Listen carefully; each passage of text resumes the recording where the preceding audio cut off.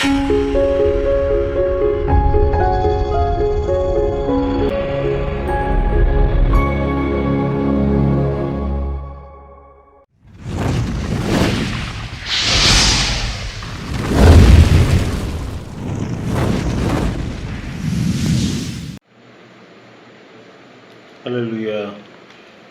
आज फिर से एक बार परमेश्वर के वचन के लिए हम सब तैयार हैं कि क्या चीज़ है जिसके बारे में आज हम सीखें। अंतिम दिनों के इस दौर में एक और शाम, एक और रविवार आगे बढ़ते हुए, मतलब अंतिम दौर में और नज़दीक, जैसे पौलुस कहता है कि उस दिन के बनिस्बत जब आदम पैदा हुआ था, इब्राहिम था, दाऊद था, अब और हम नज़दीक है। 2000 साल पहले बोला था, 2000 ईयर्स बिफोर। आज हम उसके बाद और भी अधिक नज़दीक 2000 साल और आगे आके नज़दीक पहुंच चुके हैं। मतलब 2 दिन बीत चुका, 2.5 दिन के करीब हो गया है, लगभग होने जा रहा 2.5 दिन। मतलब अगर एक परमेश्वर के लिए एक दिन 1000 साल के बराबर है, तो उस हिसाब से हम उस घड़ी में आ पहुँचे हैं जहाँ पर अंतिम दौर चल रहा। सारी दुनिया की चीज़ पता है, सारी दुनिया को, शैतान को भी मालूम है सबसे ज़्यादा। वो दिन, वो घड़ी पिता को छोड़ कोई नहीं जानता, लेकिन शैतान को मालूम है कि उस समय आ चुका है। उसको तो पिता पुत्र को ही पता नहीं है वो दिन, है ना। पिता, पुत्र, पवित्र आत्मा, तीनों अलग अलग पर्सन, लेकिन एक एंटिटी, एक परमेश्वर, ठीक है। तो वैसा समय में, इस दौर में परमेश्वर हमको क्या बताना चाहता है, उससे संबंधित हम देखेंगे। सबसे ज़्यादा खतरा क्या होता है? कभी भी कोई युद्ध लड़ा जाता है या फिर कोई युद्ध से संबंधित बातें होती हैं। युद्ध का मतलब ये जो संसार में युद्ध हो रहा है ना, उसी युद्ध से लेकर, लेकिन उसके से हमसे कोई संबंध नहीं। हम संसार में रोज की ज़िंदगी में एक युद्ध लड़ते हैं, है ना। खुद रोज की ज़िंदगी में युद्ध लड़ते हैं और देश देश के लोग युद्ध लड़ते हैं। होती कहाँ पर परेशानी है? जब मनुष्य, जिस तरीके से ये कहा जाता है कि हर मनुष्य एक पात्र है, पात्र होने के नाते उसके अंदर, जैसे अभी हम कोई चीज़ को हम बनाते हैं, कुछ खाना बनाते हैं, किसी पात्र में बनाते हैं, उसमें कुछ चीज़ों को डालते हैं, फिर वो बनकर तैयार होता है। जैसा छोटी छोटी बातों में पात्र में तैयार होता है, राज्य को परमेश्वर ने भोजन से जोड़कर एक चीज़ को बताया, पीने की और खाने की वस्तु। राज्य की बातों में शुरुआत भी उसने कहा, जब तक कि मैं तुमसे फिर दोबारा वहाँ पर नहीं मिल लूँगा, मैं इस दाखरस को फिर कभी ना पीऊँगा। मतलब कहने का मतलब हुआ कि हमारे रोज़मर्रा की खान पान से संबंधित बात कितनी सिंपल सी है, दिखती कितनी सिंपल सी है। परमेश्वर के राज्य की बात है इतनी सिंपल तरीके से हमारी ज़िंदगी में, आसपास में, हमारे हर निर्णय में, हमारे हर चाल में, हमारे हर सोच में, हमारे हर विचार में, हमारे हर डिसीजन में वो आकर के खड़ी हो जाती है। तो ये मानने की आवश्यकता है जगह में कि हमारी परीक्षा कहाँ हो रही है, हमारा राज्य में चुनाव कहाँ हो रहा है, हम कार्य कहाँ पर कर रहे हैं, राज्य की किस क्षेत्र में हमको कैसा परमेश्वर की बुलाहट काम कर रही है। याद रखें, परमेश्वर का कार्य संसार में जो 80 से 100 साल, 120 साल जो मनुष्य संसार में रहता है, उसी समय के दौरान में, उसी के अंतर्गत हमारा चुनाव से संबंधित बात, हमारे रिवॉर्ड से संबंधित बात, हमारे कार्य के सौंपे जाने से संबंधित बात, हमें पवित्र ठहराने की संबंधित बात, सब इसी दौरान में हो रही है। मान लीजिए मैं एक ऑफिस में काम करता हूँ और उस ऑफिस में काम करते हुए, है ना, मेरा राज्य से संबंधित बात भी काम होता। मैं कई बार पहले ऐसा सोचा करता था कि, मतलब आज से करीब 30, 35, 40 साल पहले मैं ऐसा सोचता था कि भैया ये जो परमेश्वर का राज्य संबंधित बात है, वो बाद में अब समझ में आता है, जब कोई नियर डेथ एक्सपीरियंस होकर गुजरता तब समझ में आता है। जैसे ही मैं ऐसा सोचता था, यहाँ जैसे ये माहौल है, इस माहौल में हमारी आंखें यहाँ खुली हुई हैं, हमारी आत्मा की आंखें इसी दशा में, इसी जगह में, एक अलग दुनिया में खुलती हैं। हम ये सोचकर बैठते हैं कि किसी और दुनिया में हम जा रहे हैं या कहीं और। इसीलिए कई बार ऐसा बोला जाता बिना समझे ये बोला जाता है अरे स्वर्ग और नरक तो यहीं पर है। स्वर्ग और नरक यहीं पर है, कैसे कैसे हो जाता है? तुम्हारे अंदर तुम्हारा परमेश्वर रहता है। सब बात सुनने के लिए एकदम सही और सच है, लेकिन उसका असली मतलब और मकसद अलग अलग है। उसका जो इंटरप्रिटेशन है, अगर हम संसारिक तरीके से सोचकर उसको इंटरप्रेट करेंगे कि ये दुनिया यहीं की है और यहाँ पर है, तो हम अपनी बुद्धि के अनुसार से ये सोचकर बैठेंगे कि भैया इंदौर में है, मुंबई में है, राजस्थान में है, अमेरिका में है, इंग्लैंड में है, पानी के अंदर है या पानी के बाहर है, ऐसा हम सोचकर बैठ जाएंगे। क्यों?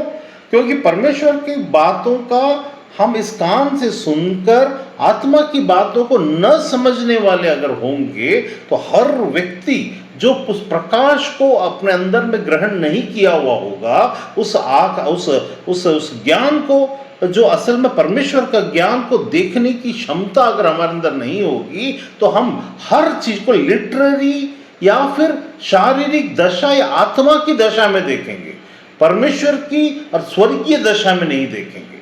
पवित्र दशा की जगह में शुद्ध दशा में देखेंगे। लेकिन पवित्रता और शुद्धता में अंतर होता है, पवित्रता और अशुद्धता में अंतर होता है।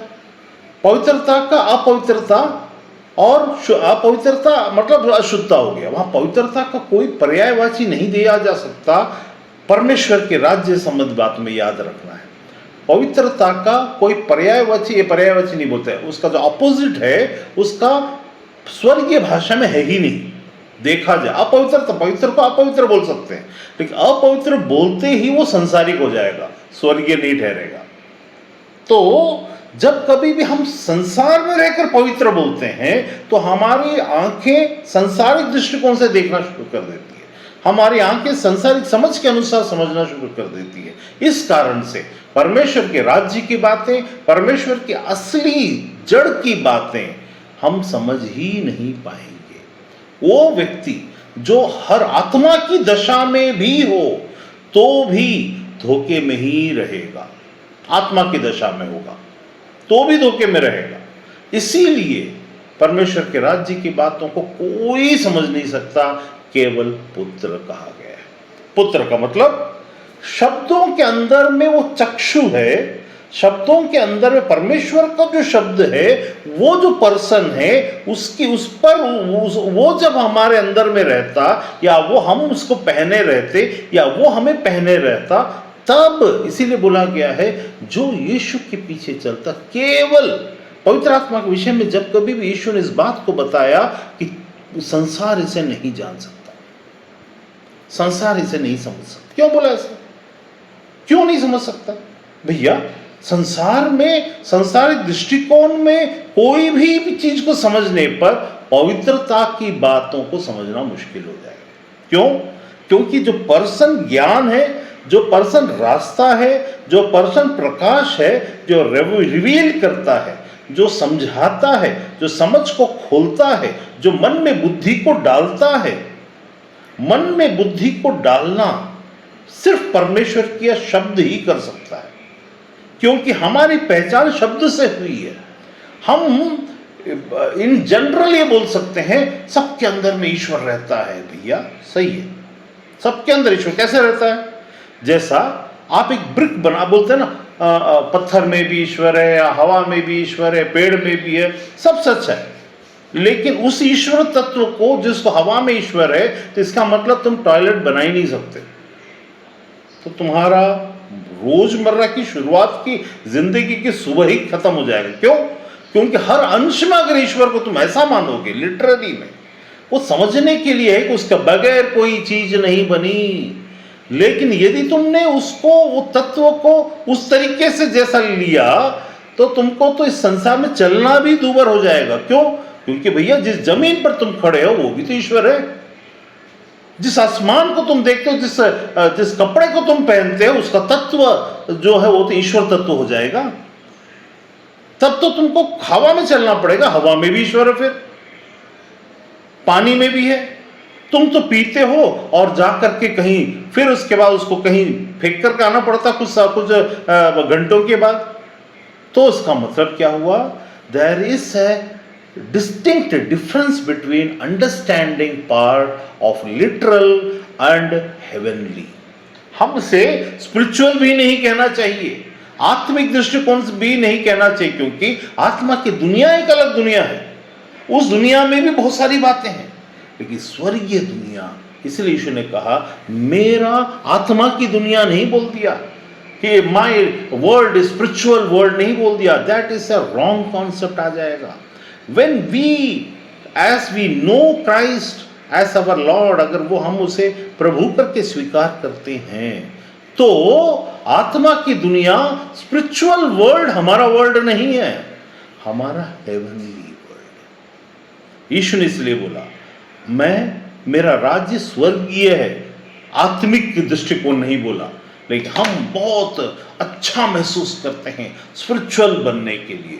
स्पिरिचुअल कहते ही अपवित्रता और पवित्रता आ जाएगी, स्वर्गीय कहते ही सिर्फ पवित्रता ठहरी रहेगी, क्योंकि वो अपवित्रता की कोई वहां पर उसका विरोधा शब्द क्या बोलते हैं उसको, ऑपोजिट वर्ड ही नहीं है वहां के लिए।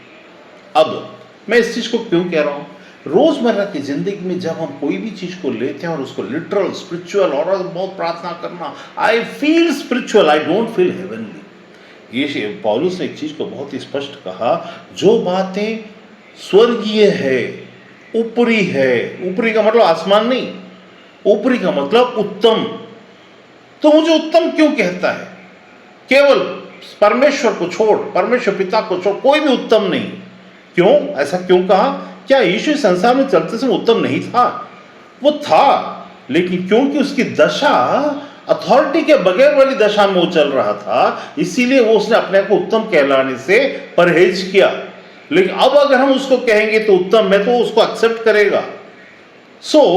वो यीशु जो संसार में चलते समय, वो यीशु जो मृतकों से जी उठने के बाद के पुनरुत्थान के बाद सारे अधिकार को लेने के बाद वाला जो यीशु है, वहां पर में और यहां में अंतर होता है। हम क्या करते हैं, लिटरली बाइबल को पढ़ते हैं, और बाइबल को पढ़ने के बाद यीशु ने कहा मैं उत्तम नहीं। अरे यीशु उत्तम थोड़ी ना है, पिता उत्तम है। अरे अब वो नहीं है, वो जिस दशा में होकर कह रहा था उसमें है। वैसा ही संसार में रहते समय जब बातें स्पिरिचुअल होती है, तो वो कोई भी आत्मा, शुद्ध आत्मा भी है जो स्पिरिचुअल, जो हेवनली नहीं है, वो याद रखिए। शुद्ध आत्मा, अशुद्ध आत्मा दोनों हेवनली नहीं है, पवित्र आत्मा ही हेवनली है। अब अगर हमने संसार की किसी भी वस्तु को या किसी भी आत्मा को, किसी भी व्यक्ति को पवित्र कहा, तो वो पिता से जुड़ा हुआ होना चाहिए, पुत्र के द्वारा। पुत्र मतलब वो शब्द के माध्यम से, जो शब्द देहधारी हुआ, जो जीता और जो शब्द ठहरा, उसके माध्यम से पवित्रता, उसके बोलने के द्वारा, उसके ठहराए जाने के द्वारा। मैंने तुम्हें क्योंकि पवित्रता हासिल की जाने वाली बात नहीं है, वो ठहराए जाने वाली बात, किसी को बोलना है ये मेरा पुत्र है, ये पवित्र आत्मा, ये मेरी आत्मा है स्वर्ग से। वो जब तक नहीं आएगा, मैं जब तक नहीं जाऊंगा, वो उतर कर नहीं आएगा वाली बात। मतलब वहां पर कुछ बात जो स्वर्गीय है, it is not from any first heaven, seven heaven, third heaven, कोई भी हेवन की बात हो या अधोलोक की बात हो, 7 पाताल लोक और 7 स्वर्ग जो लोग कहते हैं, उससे परे, अर्थात वो हमारे अंदर। किसके अंदर? अब क्या उस आधार पर, अरे तुमको अपने अंदर के ईश्वर को खोजना है वाली बात जब आती है, तो तुम्हारे अंदर ईश्वर है, तो सुनने के लिए तो यीशु की बात एकदम सही जैसे लग रहा है। यीशु ने भी तो बोला तुम्हारे अंदर मैं रहता हूं, अर्थात वो तुम्हारे अंदर यीशु रहता है, और कोई किसी को पूजा करता है या कुछ करता है, उसके अंदर वो रहेगा, अर्थात ईश्वर ही तो रहता है ना, ईश्वर का अलग अलग नाम है, ऐसा बोलकर हम कंफ्यूजन में पड़ सकते हैं। ईश्वर हमारे अंदर रहने का मतलब है हमारी आत्मा। अब एक बात बताइए, आपको एक को क्या बोलना चाहिए, कब्र है, उसको खोद कर, जैसे लोग ना, चाहे किसी भी धर्म में, जब शमशान घाट जाकर आते हैं या किसी को जला कर आते हैं या किसी को गाड़ कर आकर नहाते हैं। क्यों नहाते हैं? क्योंकि वो दुनिया अलग, मृत्यु लोक से जुड़ी हुई दुनिया है, तो उनको अशुद्धता फील होती है। दैट्स नॉट पवित्रता, दैट इज अशुद्धता फील होती है।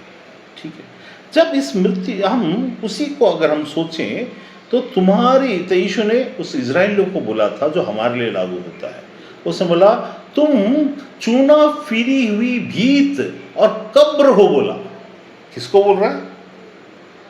उन यहूदियों को कह रहा है जो फरीसी और सदूकी हैं, उनसे कह रहा है तुम चूना फिरी हुई भीत अर्थात खुली कब्र जैसे हो, तुम्हारे ये खुली कब्र जैसा है। भैया जब तुम शमशान घाट जाकर आते हो तो नहाते हो, तो जब तुम खुद ही कब्र हो, क्यों कब्र हो? क्यों बोला ऐसा? क्योंकि हमारे अंदर की आत्मा मरी हुई अवस्था में है, बिना जीवन के। हर इंसान, अब बताइए कितने अघोरी लोग हैं, मैं अघोरियों के बारे में ज़्यादा जानता हूँ, कितने अघोरी लोग हैं जो कब्र में रात भर गुजारते हैं। ठीक है, आप पुराने दादा या दादियों से पूछ कर देखिए, पुराने ज़माने में तो सुबह सुबह साउथ में उसको कुड़गुड़ू पांडी बोलते हैं, और नॉर्थ में उसको कुछ तो बाबा बोलते हैं, जो सवेरे सवेरे आता है, अच्छा दिन आपका शुरू हो रहा है। अच्छा दिन शुरू हो रहा तो बोलेगा, लेकिन अचानक किसी को जाकर बोलेगा और वो बातें घटती हैं। कब्र से रात भर रहकर, या फिर जिस चिता को जलाएगा उस राख को डालकर, या उस चिता को ऊपर में कब्र को खोल के उसके ऊपर बैठकर, या उसकी मांस को या लोथ को खाकर आने वाला व्यक्ति सटीक भविष्यवाणी करता जो घटने वाली है। क्यों भैया? मृत्यु लोक में वो जब भी कोई भविष्यवाणी करेगा तो उसमें नलकालम पर करके साउथ में बोलेगा अच्छा दिन तुम्हारा शुरू हो रहा है करके, नॉर्थ में बोलेगा, या कुछ लोग बजाएगा, ऐसे गाना है, वे लोग ऐसे रहकर आकर गा कर जाएंगे आपके घर के सामने। अगर आप उनको दक्षिणा देते हो तो अच्छा गा कर जाएंगे, दक्षिणा नहीं देते हो तो बुरा गा कर जाते हैं। ये पुराने ज़माने में बहुत होता था। आजकल शहर इतने बड़े बड़े महल सब होने के, पहले क्या था, ज़मीन से लगी रहती थी और नदियों के किनारे शहर बसा करते थे, और वहाँ से वो कब्र भी थोड़ा पास में ही रहता था। जब वो निकलता था गांव के अंदर घुसता था और सबको बोल बोल कर जाता था, अरे बाबा आया, उसने कहा 3 दिन में तेरे घर में काल आने वाला, 3 दिन में उसका बेटा मर गया, 3 दिन में वो हो गया, 4 दिन में ये हो गया। या फिर कुछ अच्छी बात कि देख तेरे अंदर, तेरे घर में एक बहुत अच्छी बात होने वाली, वो भी बोल कर जाता था, होने वाली घटना को बोल देता था। मृत्यु लोक जिसको आप अशुद्ध मानकर आकर धोख कर जाते हो, वहीं जाकर रात भी गुजारने के बाद आकर भविष्य बताने की ताकत को लेकर एक आदमी आता है या एक औरत आती है। एक औरत आएगी जो डंडा पकड़ के रखेगा, आपके हाथ में से डंडे को रखेगी और उसको बोलते हैं कुरी बताना, या वो भविष्य को बताती है। ज़्यादातर वो कौन से जाति के लोग होते हैं? जनजाति के लोग होते हैं, है ना। वो टोकनी में आएंगे, रख के आएंगे, अचानक बोलेंगे, हैं उसको साउथ में करती बोलते हैं उन लोगों को, और नॉर्थ में वो अलग प्रकार, सब बहुत सारे लोग होते हैं। कुछ लोग होते हैं जो साई के नाम से आएंगे और जबान को काटेंगे और आपको कुछ बोल के जाएंगे, एकदम सच बात बता देंगे। मृत्यु लोक से होकर अगर इतना ताकत उनके अंदर आ जाता है तो जीवन लोक वाले लोगों के अंदर में कितनी ताकत होनी चाहिए। मृत्यु लोक में अंधकार में, मतलब रात भर अंधकार, एक तो सांसारिक अंधकार, दूसरा आत्मिक अंधकार, तीसरा स्वर्गीय अंधकार। यीशु जब जिंदा होकर आया तो उसने बोला मृत्यु और अधोलोक की कुंजी मुझे दी गई है। ये मृत्यु की कुंजी बिना मिले वहां जाकर बैठकर वो इतनी बड़ी बड़ी बातें कर सकता है कोई व्यक्ति, तो जरा सोच कर देखे, जिस यीशु को जो मृत्यु होकर अधोलोक में घुसकर आया और वहां जाकर जीत कर कुंजी लेकर आ गया, उससे कोई टकरा सकता है? हम वो बात को नहीं समझते। सिर्फ समय का फेर है, समय की बात है। वो समय आता है जहां पर न्याय उतरने वाला है। सिर्फ समय की बात है, सिर्फ समय का इंतजार है। वो सिर्फ वो परमेश्वर है जो अपने समय से काम को करता है। आज तुम बहुत सारी बहकी बहकी बातें, बहकी बहकी चीजें और बहकी बहकी आत्मा की बातें, प्रभाव और ये और वो और कुंडली और एस्ट्रोलॉजी और इसके उसके चक्कर में पड़कर परमेश्वर को तजने, त्यागने और उस ज्ञान को जो अंदर में है, बाहर में है, ऐसा है वैसा है, हर चीज को याद रखिएगा, हर चीज का अल्टीमेट अगर परमेश्वर है तो उसकी छोटी छोटी बातें हम में दिखेंगी, लेकिन इसके कारण भरमाहट में आने की आवश्यकता नहीं है, क्योंकि परमेश्वर अल्टीमेट है। अर्थात अगर मनुष्य को उसने अपने स्वरूप में अगर बनाया है तो परमेश्वर क्या है? क्या शरीर है? तो मनुष्य को उसने अपने स्वरूप में बनाया का मतलब कि परमेश्वर आत्मा, तो मनुष्य की आत्मा को उसने अपने स्वरूप में बनाया है, आत्मिक शरीर में बनाया, जो यीशु आखिरी आदम बनकर गया वैसा बनाया। आज हम उससे इसलिए लिखा है वचन में, इसलिए बाइबल में अगर आप सटीक रीति से किसी भी चीज को पढ़ना चाहते हो तो आपको समझ में आएगा, you have all fall short of glory. What is the short of glory and what is the fullness of glory? Short of glory या महिमा में तुम छोटे पड़ गए परमेश्वर की नजर में। क्यों? क्योंकि उसका लिटरल फॉर्म क्या होगा? शॉर्ट ऑफ ग्लोरी का लिटरल फॉर्म क्या होगा?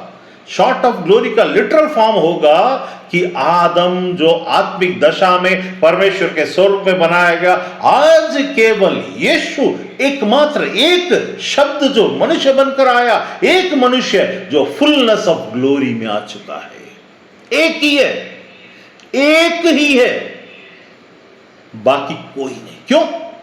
क्योंकि अगर कई बार अरे बहुत सारे लोग मर के जी उठते हैं, तो भैया फिर से मरते हैं। जब लाजर तो बाहर निकल, लाजर बाहर निकला, लेकिन फिर जब बुढ़ा हो गया तो मर गया। लेकिन यीशु जब बाहर निकला वो अनंत काल तक के लिए और हमेशा का राजा ठहराया। मनुष्य बनकर जो मकसद परमेश्वर ने आदम के साथ दिया, क्या परमेश्वर अपने मकसद में कामयाब ना हुआ सोचते हैं?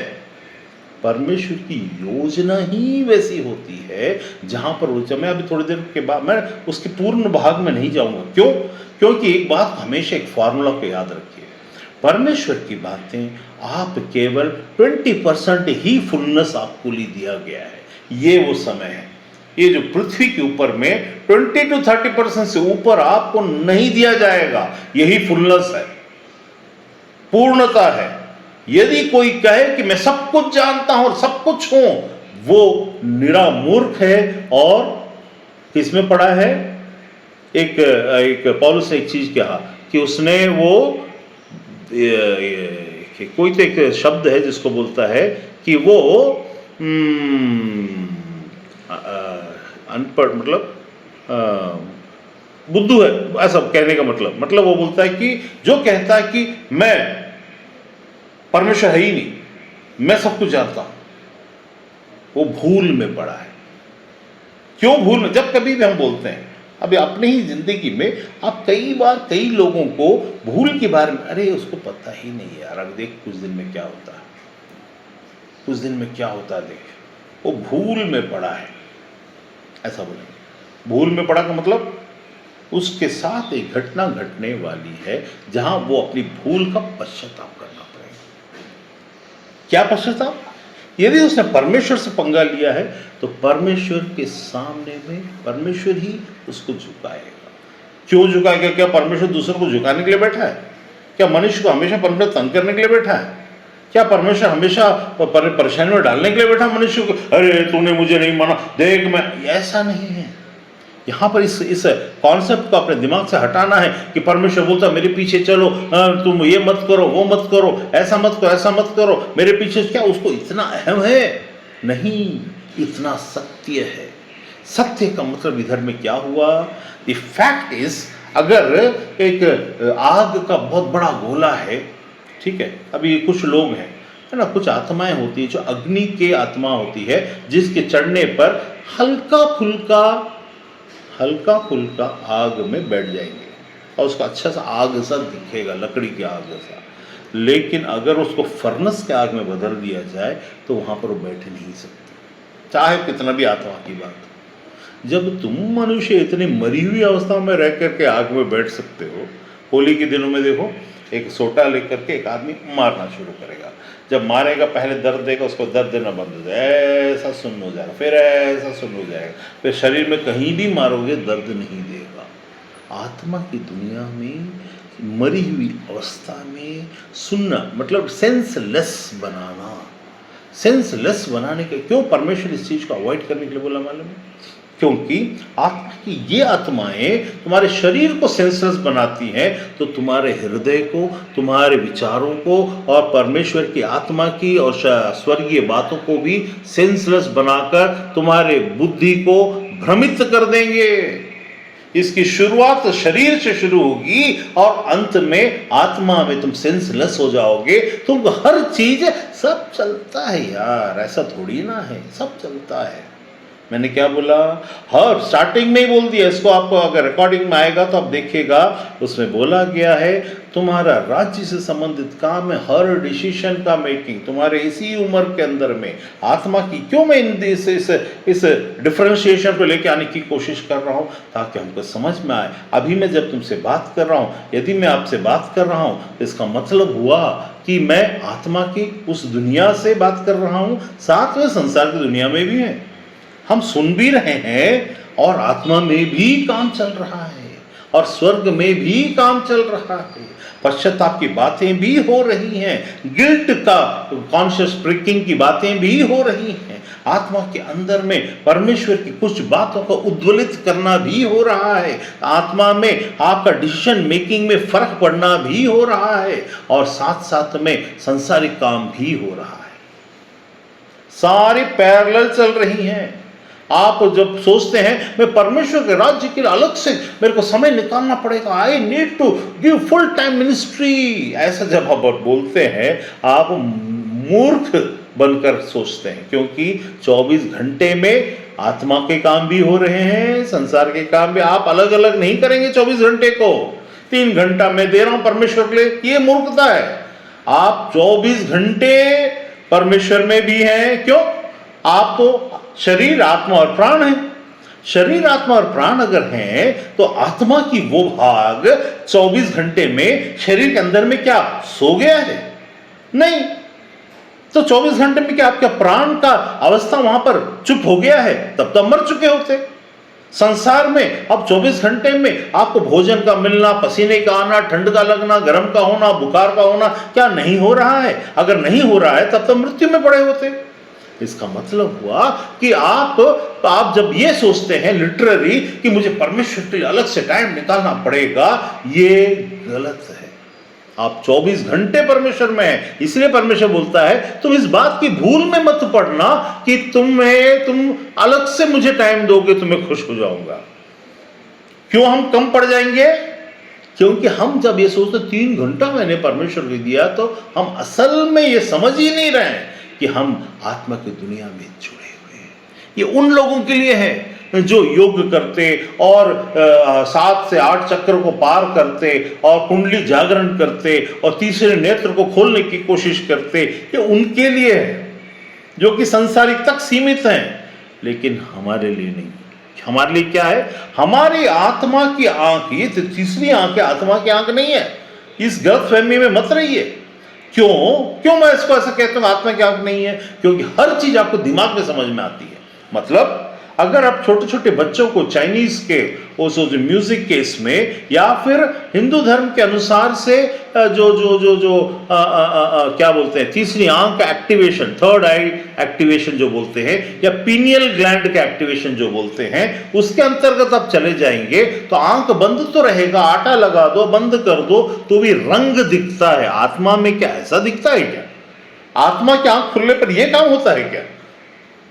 भैया उसके लिए तो दूसरी चीज, यहां पर तुम क्या करो, शरीर को ये चीजें एक्टिवेट करने पर गाइड करती। क्या शार्क जो मछली होता है, उसको क्या अंधेरे में पानी की गहराई में उसके दुश्मन दिखते हैं उतने दूर से रात को वो जाके हमला करके खा कैसे लेते हैं? क्योंकि वो वाइब्रेशंस का यूज करते हैं, अल्ट्रासोनिक रेस का यूज करते हैं। हमारे पास भी वाइब्रेशन की अल्ट्रासोनिक रेस से संबंध बातें जाकर अगर वापस आती है तो आप आंख बंद करके रंग बता देंगे। रंग बताने से आप आत्मिक प्राणी नहीं हो गए। आप किसी के पॉकेट के अंदर में क्या है क्या नहीं है अगर आप बताते हैं या आप स्कैनिंग कर लेते हैं, यहां तक तो मशीन। अभी एक बात मैं पूछता हूं, एक मशीन के अंदर आपको डाला जाता है, कितनी सिंपल सी बात है। देखिए, एक मशीन अंदर डाला जाता है, उसके एमआरआई कहा जाता है। वो आप अंदर जाते हैं, आपके शरीर के अंदर का अंदर से लेकर बाहर तक का हर बीमारी से लेकर क्या कहाँ नस का क्या कैसा सब कैलकुलेट करके मरी हुई अवस्था में डाटा जो मनुष्य ने बनाई है वो बता देता है। मरी हुई अवस्था में डाटा जो बनाया हुआ बिना प्राण के बिना आत्मा के मशीन आपके बारे में पूरा स्कैन करके बता देता है। इसमें कौन सी बड़ी बात है? This is not a very big thing, this is not religion, this is not spiritual, this is not heavenly. जब यहां ये सोचने वाली बात है, जब ये मशीनें ही इतना कर लेंगी तो फिर स्वर्ग की बातें कितनी होंगी, ऐसा सोचना चाहिए। यहां ये सोचते हैं अरे ये व्यक्ति बाबा बैठा हुआ है, हाँ कहां से आ रहा है तू बच्चा, अरे क्यों झूठ बोल रहा है, तो अभी समोसा खा के आया ना? हाँ बाबा जी समोसा खा के आया हूं मैं। हाँ फिर क्यों नहीं बोल रहा है? बाबा जी मैं भूल गया था। भैया तो समोसा खा के आएगा ये बता करके तो अपने आप को क्या बताने की कोशिश कर रहा है? क्या तू स्वर्ग से या परमेश्वर की वरदान से है? अरे तेरा अगले महीने में तेरे को मर्सिडीज कार आ जाएगा, तो इसमें क्या बताने की कोशिश कर रहा है? वो तो मरी हुई अवस्था में अघोरी ये बात नहीं करता। वो जो कुड़कुड़ बाबा रहता है जो रात भर शव के साथ में रह करके सुबह आता है, वो भी बता दे बच्चा तेरा अच्छा समय आ गया है। कैसा आ गया है? तूने जो फैक्ट्री खोला देख आज से बहुत अच्छा चलेगा, सारे ग्राहक आएंगे, वाह बाबा जी बहुत अच्छा, मेरा ऐसा हो जाएगा वैसा हो जाएगा।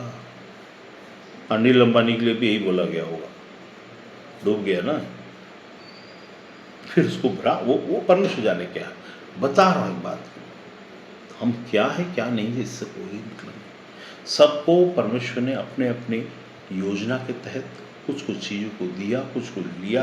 हम कैसा रिएक्ट करते हैं और हम क्या सोचते हैं। कुछ लोगों से हाल ही में कुछ मिला था, कुछ लोग मतलब किसी ने मुझसे ऐसा कहा, मुझे ऐसा लगता है कि फलाना जो है वो आत्मा की बातों से गिर ना जाए।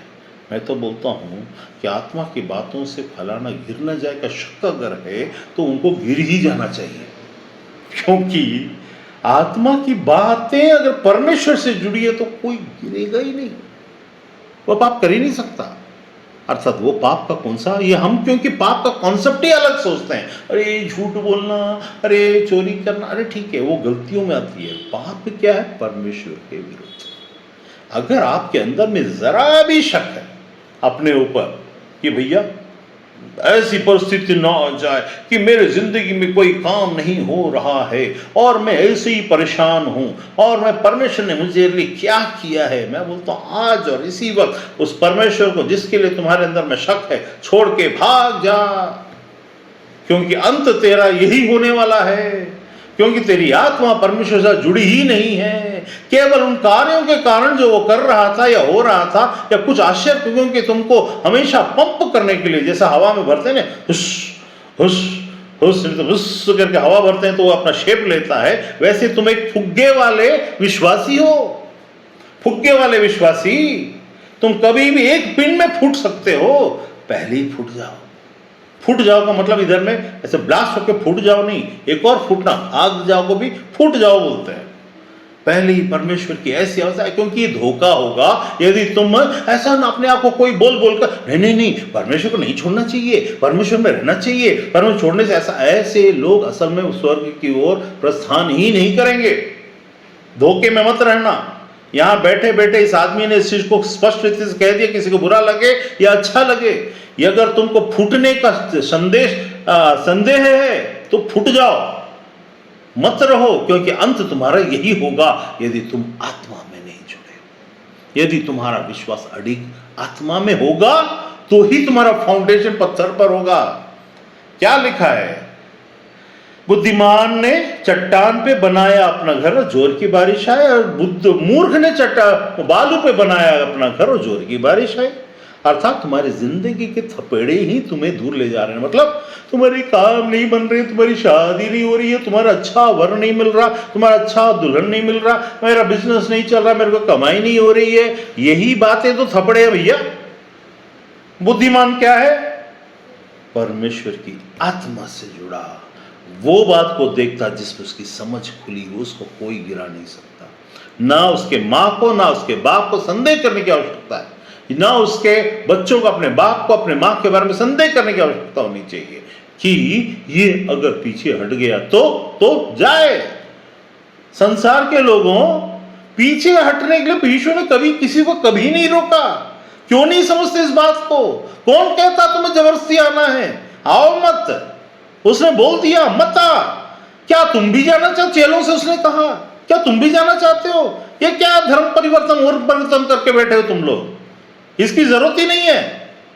जिसको आना है, जो खोजेगा और उसको नहीं मिल रहा है, वो परमेश्वर ओर से नहीं मिलेगा। जाने वाले को जाने दो। बताना तुम्हारा काम है। परमेश्वर जिसको बताना है उस काम को, अपने भविष्य की अपनी बातों को पूरा करना हमारा काम, बस उतना ही है। किसी को परिवर्तन मत कराओ, किसी को परिवर्तन करने की जरूरत ही नहीं है, क्योंकि अगर ऐसा किया गया और नरक में जाकर तुमको गाली देगा, अरे तुमने सच्ची क्यों नहीं बताया। 2 और झापड़ मारे होते उसी समय मुझे। जैसे बच्चे बोलते हैं ना, बड़े होने के बाद ड्रग एडिक्ट हो जाते हैं, ये हो जाते हैं, काश उस समय मुझे रोका गया होता। तो कहने का मतलब क्या? आत्मा की दुनिया की बातों में तुम्हारी आत्मा अगर चट्टान पर, अर्थात उस स्वर्गीय बातों पर, आत्मिक बातों पर नहीं, मेरे कहने से नहीं, विटनेस को कह विटनेस इसलिए कहा जाता है कि तुम्हारे अंदर विश्वास जागृत हो।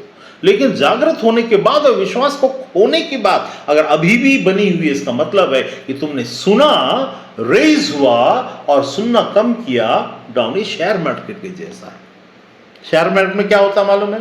आप अच्छे शेयर मार्केट एक्सपर्ट के पास जाइए और उससे पूछिए कि शेयर मार्केट काम कैसे करता है। वो सुनी सुनाई बातों पर काम करता है। शेयर मार्केट में आज एक कंपनी का शेयर को बढ़ाना, उसके बारे में बहुत अच्छी बातें की जाएंगी तो बहुत ऊंचा उठेगा। अगर कहीं से कोई खबर आ गया, अरे उसका एमडी मर गया, उसका एमडी भाग गया, उसका ये हो गया, उसने ऐसा कॉन्ट्रैक्ट में ऐसा कर दिया, गवर्नमेंट का कुछ लग गया उसके ऊपर, पूरा शेयर डाउन हो जाएगा। सुनने की बात वहां कोई हुआ नहीं, केवल सुनाई है। तो तुम्हारा विश्वास भी स्वर्ग की बातों में जुड़ने की बात है, सुनी सुनाई या केवल किसी के कहने के अनुसार से अगर है तो आज जो दिन है, अभी वो समय है, छोड़ दो। बोलो यीशु तो कुछ भी नहीं है, छोड़ दो। और बेहतर है तुम संसार में शैतान के साथ हो या शैतान के बगल में। शैतान नहीं बोलता इस जगह में, क्यों? क्योंकि मैं किसी को भी शैतान बोलने वाला मैं कौन होता हूं, या ज्ञान को गलत बोलने वाला मैं कौन होता हूं। परमेश्वर की बातों का प्रकाश से तुम वंचित होना चाहते हो जाओ। अपने डिसीजन मेकिंग से, अपने पार्टनर मेकिंग से, अपने व्यापार मेकिंग से और अपने किसी भी जगह में कॉम्प्रोमाइजिंग मेकिंग से होना चाहते हो जाओ। No barrier, no one will come to fence you. वहां पर कोई डिफेंस भी नहीं है, ऑफेंस भी नहीं है। फेंसिंग ही खत्म कर दो। लेकिन यदि तुम्हारे अंदर में सच में परमेश्वर, इसीलिए परमेश्वर बोला विश्वास का मतलब, अरे सुनकर विश्वास आ गया और मैं कर लिया, ये आदमी छोड़ देगा। यदि तुम ये कहते हो मुझसे कि भैया मेरे अंदर तो ना कभी कभी मुझ पर ही शक होता है कि मैं कहीं विश्वास से डगमगा जाऊं, मैं कहता हूं बेहतर है चले जाओ, बेहतर है, क्योंकि आगे तुम जाने ही वाले हो। सुलेमान राजा नहीं गया क्या? वो सुलेमान राजा के बारे में क्या लिखा? परमेश्वर ने उसे 2 बार दर्शन दिया, फिर भी तुमको तो दर्शन भी नहीं मिला। फिर दर्शन मिला नहीं ना? और मिला भी है तो भी इस बात की गारंटी नहीं है कि तुम परमेश्वर के विरुद्ध में नहीं जा सकते। हर इंसान हर मौके पे जा सकता, केवल वो जो आत्मा से जन्मा है। तुम आत्मा से नहीं जन्मे तो नहीं हो सकता। तुम्हारे अंदर परसिवियरेंस, पेशेंस नहीं रहेगा। ये कहां से आता है ये बात तुम्हारे मनों में? जब तुम्हारे अंदर आत्मा से जन्म का बात केवल मौलिक होता है, केवल तुम्हारी सोच में होता है। आत्मा में जन्म, प्यास तो है, प्यास का रहना बुद्धि का भी मूल कारण होता है, और तुम्हारे अंदर की खोज की प्रकृति भी होती है, और तुम्हारे समय की डेस्टिनी, और तुम्हारे अंदर में नक्षत्रों के द्वारा से भी तुम्हारे अंदर कुछ समय खोज और कुछ समय खोज के बगैर भी हो सकता है। ठीक है, खोजना, तुम अगर बहुत खोज रहे हो तो ये मत सोच लेना ऐसे खोजने वाले बौद्ध में भी होंगे, हिंदू में भी होंगे, जुडाइज्म में भी होंगे, मुसलमान में भी होंगे, वो भी खोज रहे हैं। लेकिन हर खोजने वाला स्वर्गीय खोज में नहीं है, आत्मा की खोज में, आत्मिक खोज में, आत्मिक बातों की खोज में तो रहोगे। और इसमें जाकर के मूर्ख मत बनो कि तुम स्वर्गीय खोज में, परमेश्वर की खोज में बैठे हो। नहीं, क्योंकि परमेश्वर की ओर से जब खोजता है कोई, परमेश्वर को जो खोजता है, पुत्र उसको मिलता ही है, और जिसको पुत्र मिल गया उसका नया जन्म होता ही है, और जिसका नया जन्म हो गया वो वापस नहीं जाएगा। उसके इस बात को सोचने की भी जरूरत नहीं, क्योंकि उसको परमेश्वर ने उसके बारे में बोला, जिसे पिता ने मुझे दिया। कैसे पिता ने मुझे दिया? अर्थात एक घर में एक राजा है, राजा को पॉलिटिक्स भी करना रहता है, राज्य भी चलाना रहता है, अपना डिपार्टमेंट भी संभालना रहता है, फाइनेंस और प्रजा को भी देखना रहता है, और युद्ध भी लड़ना रहता है, बचाना भी रहता है, और बहुत कुछ करना भी रहता है। अब वो जब राजा एक बच्चे को लेता है और कहता है ये मेरा पुत्र है, और छोड़ देता है एक दासी के हाथ में। रानी भी नहीं पालती, राजा भी नहीं पालता, वो दासी पालती। क्या सोचकर पालती है मालूम है? ये होने वाला राजा है। यीशु के बारे में वहां पर लिखा हुआ है, जिस प्रकार से कुछ समय के लिए पुत्र आया, ठीक है, वो होने वाला राजा है। पुत्र आया, वो दास के हाथ में जिस प्रकार से उसको बड़ा होना रहता है, लेकिन क्या वो उस दास के अधीन है? ना ना ना ना, दास उसको पालेगा, लेकिन दास ये नहीं सोचना चाहिए मैं इसको पाल रहा हूं, ये मेरा राजा है। वैसा ही हमको जब यीशु पर, प्रभु पर, जिसको परमेश्वर ने, पिता परमेश्वर ने आदेश दिया कि पुत्र पर विश्वास करो, उसके पीछे में बहुत सारे मर्म है। क्यों पुत्र पर, क्यों परमेश्वर अपने पर डायरेक्ट नहीं बोला? जो भी परमेश्वर के नाम से आता और कहता मैं परमेश्वर, मुझ पर विश्वास करो, वो झूठा और धोखेबाज है। क्यों? उसका रीजन मैं बताऊंगा। कोई भी आए, कोई भी आत्मा आए, मैं परमेश्वर हूं, मैं पिता हूं, ऐसा बोलकर आया, उसको न्याय करना पड़ेगा, और न्याय में हम फेल हो जाएंगे। न्याय करना ही पड़ेगा, क्योंकि वही उसकी प्रकृति है। क्योंकि वो पुत्र के बगैर हमें अगर छू दिया, हम खत्म, भस्म। मतलब हमारी आत्मा, भस्म का मतलब नरक, आग। नरक एक स्थान सिर्फ नहीं है, स्थान तो है, एक स्थान सिर्फ नहीं है। जिस प्रकार वचन में लिखा है, तुम्हारी जबान नरक की आग से जल रही है, मतलब जबान अगर गलत बात में अगर चली जाए, ये नरक की आग को लेकर आ जाएगी, उसी में जहां से। इसीलिए एक ही से आशीष और एक ही से श्राप नहीं निकलना चाहिए। क्यों बोला? क्यों बोला? इसका मतलब क्या है? क्या कोई प्रभु का दास नरक की आग से नहीं जल रहा है? जबान में जल रहा है, क्योंकि उसकी दुनिया कहां से जुड़ी, वहां से उसका सोर्स यहां नहीं। He is only a portal to show where he is connected.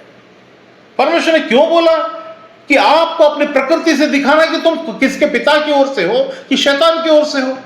जब यीशु ने इस बात को कहा कि तुम पिता की ओर से नहीं शैतान की ओर से हो, क्यों कह दिया? क्योंकि तुम्हारा सोर्स ऑफ ज्ञान, तुम्हारा सोर्स ऑफ नॉलेज, तुम्हारा source of power, that comes from another source, another world, that shows whom you belong। तुम किसके हो, वो चीज दिखा रहा है। तुम किसके हो वो जब तुम करते हो, इसका मतलब अभी मैं मान लीजिए मेरा भी सोलोमन, मैं बोलता श्राप देता हूं, मैं तुम्हें श्राप देता हूं, मैं वैसा श्राप देता हूं, इसका मतलब क्या मैं प्रभु का दास नहीं? बिल्कुल हूं, लेकिन मैंने सोर्स वहां से लिया। एक बार, दो बार, तीन बार। जब मिलिट्री में अटेंड जब जाता है ना, उसकी ट्रेनिंग होती है, ठीक है। मिलिट्री में हाइट को देख करके इतना छाती होना चाहिए, इतना ये होना चाहिए, सब देखने के बाद जब अंदर घुसा देते हैं, इसके मैं मिलिट्री वाला हो गया, चलो मैं लड़ने चलता हूं, नहीं बोलते। क्या बोलते हैं? वहां उसको ट्रेनिंग होगी, फिर 2 साल 3 साल ट्रेनिंग करेगा, फिर वो मिलिट्री मैन बनेगा। वैसा ही हर प्रभु का दास जो श्राप देता, श्राप देता, श्राप देता और आशीष भी देता, जो संसारिक। देखिए यहां पर एक बात को याद रखिए, आशीष देने वाला हर आदमी स्वर्गीय नहीं है, और श्राप देने वाला हर आदमी नरक में ही जाएगा या नरक का भागीदार, ऐसा भी नहीं है। क्यों? उसका कारण क्या? हम we are all trainees in those parts. हम अब प्रभु ने हमें चुना, प्रभु ने हमें ठहराया, और जिस प्रकार यहूदा इस्करियोती की अगर हम जिंदगी को देखें, जिसने यीशु को फंसाने की कोशिश की और यीशु को धोखा देने का, एक धोखा का मतलब यहां पर यीशु को नहीं मालूम धोखा दिया, ऐसा नहीं है, वो मालूम है, लेकिन फिर उसने अपने काम को उस तरीके से, शैतानी तरीके से अंजाम दिया। लेकिन वो प्रभु की ओर से चुना हुआ 3.5 साल तक था। वैसा ही हम प्रभु की ओर से चुने हुए हैं, लेकिन हम बार बार हम अगर उनसे उस दुनिया में जाकर अपने फ्लैश को एक्टिवेट करके, उसकी फ्लैश की ईगो के कारण दुनिया के श्राप की बातों को लेकर हम अगर घोषणा करने की कोशिश करते, जो परमेश्वर कभी नहीं करता। परमेश्वर श्राप देता नहीं, परमेश्वर हमें अंजाम बताता है। याद रखिए, जब आप किसी को बताते हैं और वो अंजाम बताते हैं, वो श्राप नहीं है। आप उसकी चाल को बदलने के लिए कहते हैं, तब वो अंजाम तक ना पहुंचे। अगर नहीं बदलेगा तो पहुंचेगी, ये श्राप नहीं है। लोग उसे श्राप समझ बैठेंगे। श्राप होता है, अच्छा बेटा मेरे को बताया तूने, अब देख मैं बोलता हूं ऐसा, तब ये परमेश्वर से नहीं। अब क्या हुआ? ऐसा बोलने वाला क्या प्रभु का दास नहीं? बिल्कुल प्रभु का दास है, लेकिन वो एक दिन शैतान का दास होने वाला है। अभी नहीं होगा, क्योंकि उसने जरूरत की। दे वोंट हैव, बाइबल में लिखा है उनके अंदर में डर नहीं होगा। वो कहां पर हो, मैं पढ़ा तो ये भी याद नहीं आ रहा, लेकिन उसमें लिखा है उनके अंदर इन बातों को करते हुए डर नहीं होगा। They will be fearless. परमेश्वर के लोग फियरफुल होते हैं। किस बात के कारण? परमेश्वर की अति महान और हमारे उसके द्वारा से छुए जाने के रेवरेंट फियर के कारण हम लोग परमेश्वर के सामने फियरफुल होना जरूरी है। ये फियरलेस होंगे। क्यों? मुझे बाइबल मालूम है, मुझे ये मालूम है, मुझे वो मालूम है, मैं ऐसा, मेरे सामने पंगा, मेरे से पूछ रहे हो। ये क्या करेगा? प्रभु का दास ही है, वो याद रखिए। लेकिन धीरे धीरे धीरे धीरे चल शैतान की दुनिया में, वहां जाके लेके आ।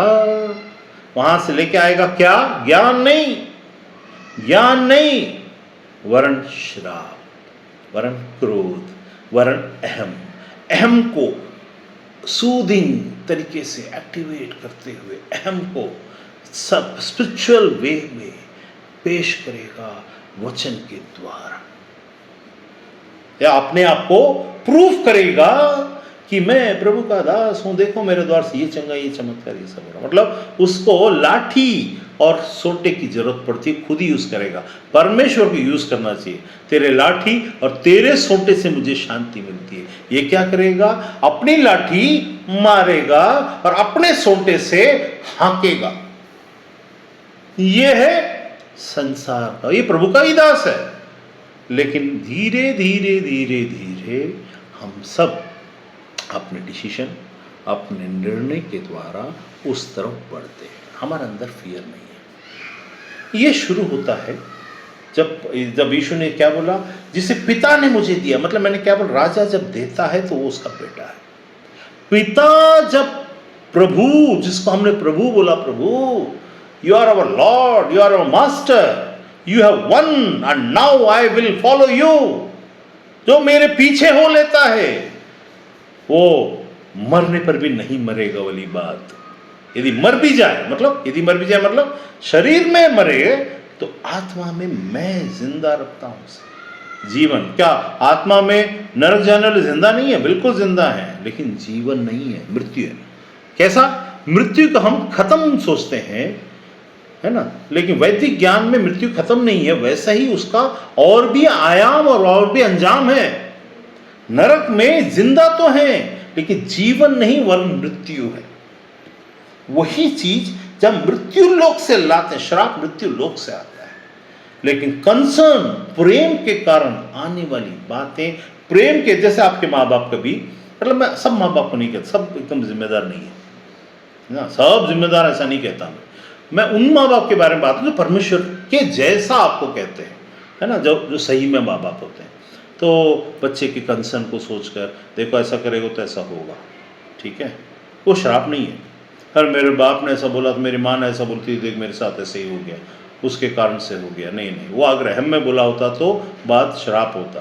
वो भी लगता है, याद रखिएगा, शैतान की ओर से लाई हुई श्राप की बातें होती हैं, नहीं होती ऐसा नहीं है, लेकिन जो आत्मा में जिंदा है वो कभी यीशु को छोड़ ही नहीं सकता।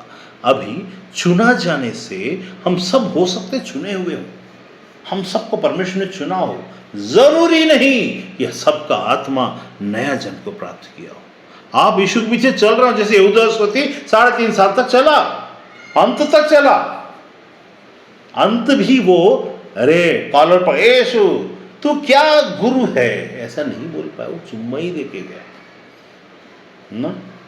उसने किस किया, चुम्मा दिया। क्यों? क्योंकि उसके पास उसके अलावा हथियार ही नहीं कर सकता था, उसके सामने कुछ बोलने के लिए नहीं था उसके पास, लेकिन उसको पता ही नहीं था उसने कब अपनी आत्मा को शैतान को बेच दिया। उसको पता नहीं था कब उसने बेचा, कब उसने अगर जगह दे दिया। हम द्वार खोलते हैं कुछ चीज़ों के द्वारा से, हम द्वार खोलते हैं, शादी के माध्यम से द्वार खोलते हैं, और हम पढ़ाई के द्वारा से द्वार खोलते हैं, संसारिक ज्ञान की दूसरे गुरुओं की बातों को सुनकर द्वार खोलते हैं, आत्मा में अपनी समझ का सहारा न लेने वाली बातों में हम द्वार खोलते हैं, अपने आप अति बुद्धिमान और मेरे को समझ में यह आ गया, अब मेरे को ये समझ में आ गया, या फिर तुमको सिखाने वाला मैं तुमको सिखा रहा हूँ मान लीजिए, और मेरे द्वार से कोई गलती होती यार यही ऐसा, हम क्या करके तुम अपना द्वार खोल लो। मतलब इसीलिए बोला जाता है किसी मनुष्य पर भरोसा मत करने का मतलब क्या होता है कि मनुष्य कही हुई बातों को सबको भरोसा नहीं करना नहीं बोला गया। मनुष्य पर भरोसा करने का मतलब होता अरे वो प्रभु का इतना महान दास है, इतना अच्छा बोलता है, मैं उसको फॉलो करता हूँ। क्यों फॉलो करते हो भैया? तुम्हारा परमेश्वर कहाँ चला गया? तुम्हारे आत्मा का नया जन्म किसने दिया? किसी मनुष्य ने दिया? उसने तो केवल संदेश पहुंचाया। क्या पोस्टमैन तुम्हारे लिए लेकर के आया? एक तुम्हारा होने वाला पति तुमको वो लिखता है हमारा 19 तारीख को हमारा फिक्स हो गया है, शादी का फिक्स हो गया है, आप तुम अंदर में थे और तुम्हारे हाथ में गंदगी या आटा लगा हुआ था, पोस्टमैन जरा पढ़िए ना। तो पोस्टमैन बोलता है 19 तारीख को हमारी शादी होगी, तो क्या पोस्टमैन से शादी कर लोगे? नहीं ना। पोस्टमैन पर अरे वाह पोस्टमैन वाह वाह वाह तुमने बोला, ऐसा तो नहीं होता। तो यहाँ तो बुद्धि का यूज होता है, तो यहाँ पर बुद्धि का मैसेंजर को क्यों पकड़ते हो? मैसेंजर को क्यों फॉलो करते हो? उसको फॉलो करो जिसने मैसेज को भेजा ना। तुम्हारी आत्मा का नया जन्म नहीं हुआ तो भूल जाओ, तुम्हारा जीवन प्राप्त में तुम जाओगे। कितना मैंने तो इतना विश्वास, तुम्हारा इतना विश्वास की जरूरत ही नहीं है, क्योंकि तुम्हारे जरा से प्रेम जो तुम्हारा जन्म हुआ, जैसे क्या होता है हम कितना भी कुछ भी हो, है ना, अपने भाई को, अपने माँ को, अपने बहन को, जो इसलिए ईश्वर ने परमेश्वर ने इन बातों को इन चीज़ों से जोड़ा, शारीरिक चीज़ों से आत्मिक चीज़ों को दो जोड़कर याकूब की पत्री में लिखा है उसके दास के द्वारा। क्या लिखा? जब तुम अपने इन भाइयों को और बहनों को प्रेम नहीं कर सकते तो तुम्हारे सामने में तो वो जिसको तुमने देवी देखा नहीं उसको कैसे कर सकते हो भाई?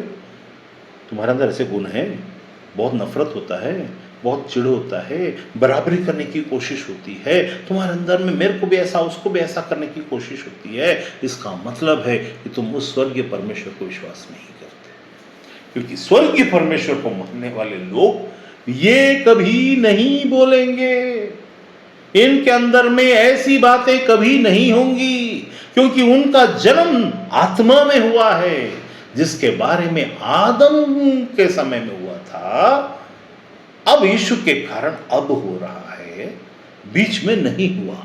बीच में सब बताई गई बातें, कंट्रोल की गई बातें, चलने वाली बातें उसमें हम पर डिपेंडेंट थी। तुम व्यवस्था का पालन करो, तुम ऐसा करो, तुम वैसा करो। अब आत्मा की दुनिया में होने का यीशु ने क्या बोला मालूम है? मैं तुम्हारे अंदर में नया हृदय डालूं। कहां से डालेगा, कैसे डालेगा? हृदय तो यहां पर है। उसने कहा तुम्हारी आत्मा की बुद्धि में, मन की बुद्धि में मैं नया बना दूंगा। मतलब क्या हुआ मालूम है? मतलब ये हुआ कि तुम्हारा जन्म ही नया हो जाए। तुम जो पहले दूसरे मास्टर के अधीन थे, अब मार डालने पर भी तुम्हारे अंदर में वो बात नहीं हो सकता। कैसे हो सकता है? एक माँ से, है ना, कोई भी माँ, कोई भी, अगर वो सच की माँ है, मतलब आजकल झूठ की माँ भी बहुत सारे होते हैं, सच की माँ है, उसके एक बच्चा उसके हाथ में, वो शेर आ जाए। अभी मैं फॉरेन में, मतलब इंडिया में बहुत कम देखता हूँ, तो इंडिया में भी हुआ, ऐसा नहीं है, फॉरेन में बियर आ गया था, उसका बच्चा कंपाउंड के पास था, वो दो बच्चे थे, ये दौड़, आप लोग भी रील देखे होंगे, दौड़ कर जाती है, भालू ऊपर में बड़ा सा कंपाउंड में चढ़ा हुआ है, बच्चे वहां पर है, बच्चों को खींच कर लाती है, पहला बिना डरे। उसको डर नहीं है। क्या डर नहीं है?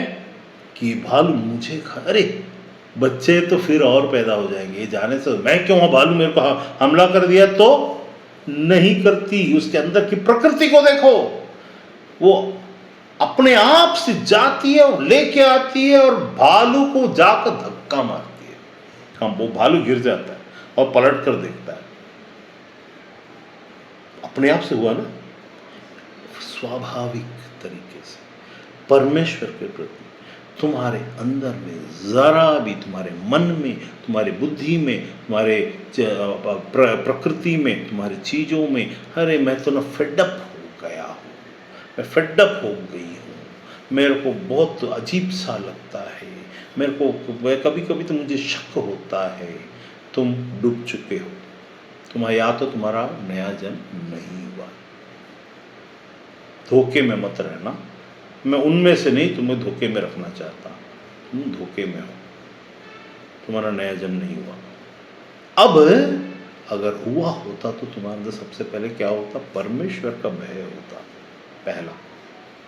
अगर अब भी तो अभी अनजाने में कुछ चीज़ें होती हैं, अगर अनजाने में होती हैं तो उसके लिए रास्ते हैं, और जानबूझकर होती हैं उसके लिए फिर कोई रास्ता नहीं है। ये सब सुनकर सुनाकर मैं क्या हूँ, कैसे करता हूँ मैं? चीज़ों को आत्मा में पहचान जिसके अंदर होती है ना, उन चीज़ों को देखकर चुप हो जाता है। मैं धीरे से उन चीज़ों को हटाता हूँ। क्यों? क्योंकि मैं किसी को भी धोखे में रखना वचन के अनुसार से नहीं। अब मैं एक वचन निकाल कर बात करते हैं हम यहाँ पर। यहाँ लिखा है यहेजकेल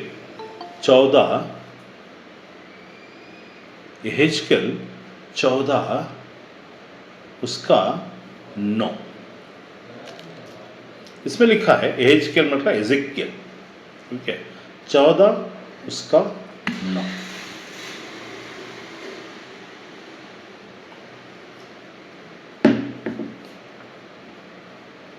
यहां लिखा है,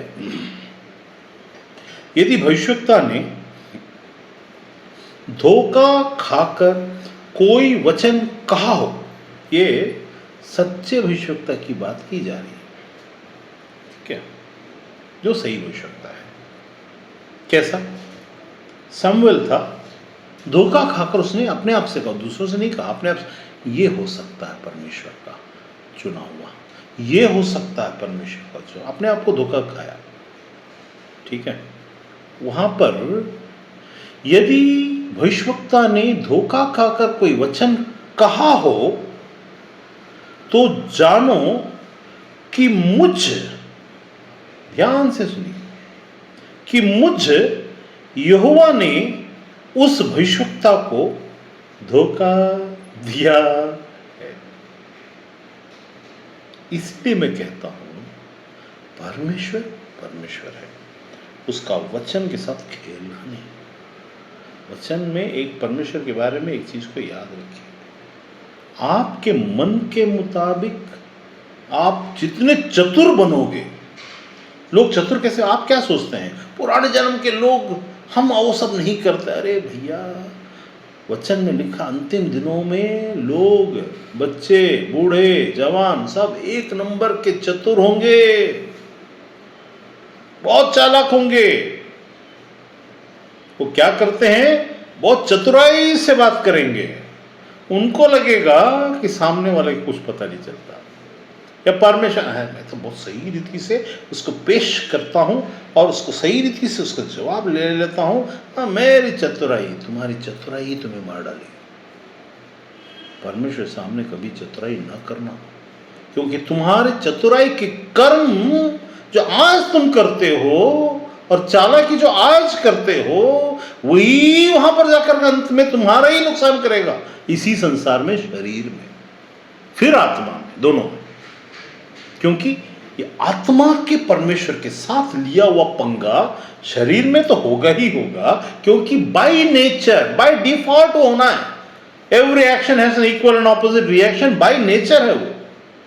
प्लस आत्मा का परमेश्वर के सामने तुमको जाना है, कैसे हो जाएगा फिर? तुम्हारी चतुरता, हमारी चतुरता, मेरी चतुरता, किसी और की चतुरता किसी की भलाई के लिए हो तो चलता है, लेकिन अपने आप को बड़ा दिखाने के लिए, अपने आप को धर्मी दिखाने के लिए, अपने आप को परमेश्वर सामने ही धर्मी दिखाने की कोशिश करने के लिए, या अपने आप को धोखा देकर मैं बहुत बड़ा विश्वासी हूं और मैं ये सब नहीं चाहता, मैं ये सब नहीं चाहती, और मेरे को तो ये सब चीज में, मेरे को तो एकदम करना वही है मन के अंदर में जो तुमने सोचा, वही करना है, तुम्हारे साथ वही होगा। हर इंसान के अंदर में ये बात है, करना हमको वही है जो हमने सोचा, बस उसका दशा और दिशा को बदल कर कैसे भी घुमा फिरा कर हाँ हो जाए, परमेश्वर से हाँ करेगा। आप मत सोचिए हाँ नहीं करेगा, पर अरे अगर ऐसा होता तो परमेश्वर तो उसी समय रोक देता ना। तुम्हारे मन को परमेश्वर जानने वाला और जांचने वाला, कैसे रोकेगा? नहीं रोकेगा, कभी नहीं रोकेगा। आपको लगता है कि वो भविष्यवक्ता को एक बार रोका था, फिर उसके बाद एक बाइबल में लिखा है एक जगह, अगर आपको नहीं मालूम हो तो आप बाद में देख लेना, कि एक भविष्यवक्ता था जिसको परमेश्वर बोला तू मत जाके प्रोफेसी मत कर, भविष्यवाणी मत कर, क्योंकि उसके अंदर, उसके ऊपर परमेश्वर आत्मा का बुलाहट और भविष्यवक्ता नियुक्त था और उसके द्वार से कही हुई बातें वहां पर होने वाली थी। लेकिन परमेश्वर ने क्या किया? उसको रोका। एक राजा ने उसको बोला, देख चांद सोने का थाली भेजा, सिक्के भेजे, बोला उस भविष्यवक्ता को बुला के लाओ और वो इजराइल के खिलाफ में भविष्यवाणी करना है।